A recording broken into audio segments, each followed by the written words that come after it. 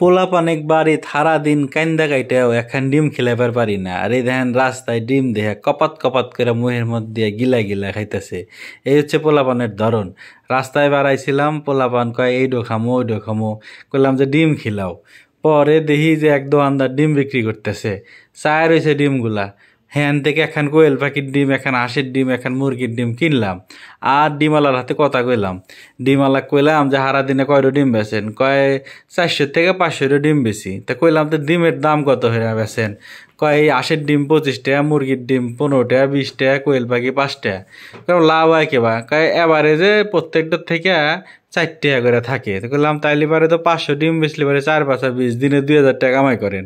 তাহলে চিন্তা করছেন, রাস্তা তো এসে 2000 টাকা কামাই করে, আর এই দেখেন আমার পোলাপান দেন পক করে খালা দিব, কিন্তু বাড়ি সারা দিন কলি বলে একটা ডিম খাইবার চায় না। এই হলো পোলাপানের ধর্ম। তারপরেও কিছু করার নাই।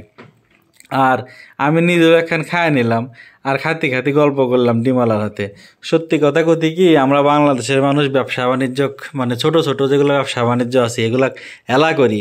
এই চ্যাংরাটো দেখেন ছোট্ট একখান মানুষ দিনে 2000 টাকা কামাই করতেছে। আর আঙ্গর দেশে অনার্স পাস করা মানুষ বেতন চাকরি শুরু করে কত জানেন? 18,000 দিয়া, 20,000 দিয়া, 22,000 দিয়া। বড় বড় কোম্পানিগুলো এইরকমই বেতন দেয়। এরপরে আস্তে আস্তে বাড়ে, কিন্তু ব্যাকেরি তো আর বাড়ে না, কে কে থেমেও যায়। তো মনে করেন যে কোনো ব্যবসায়ী ছোট না। এই ব্যবসার কথাবার্তা কইতেছি আর চিন্তা করতেছি যে মানে দেশে যারা বেকার যুবক আছে তারা কিন্তু যা খুশি তাই কইরা কামাই কাজি করে বাড়ি হারে। তো সব কথা শেষ কথা হলো গিয়া যে পোলাপান রাস্তাত নিয়ে যখন বেড়াইবেন তখন এই চিপস মিপস হাবি যাবে এইসব খাইবার চাইলি এরকম টেকনিক করে আল্লাহ করবে যে গোল গোল সাদা সাদা অন্য কি দেওছেন অন্য খাও বাবা, আমার মতো বুদ্ধি খাটা খিলাইবেন।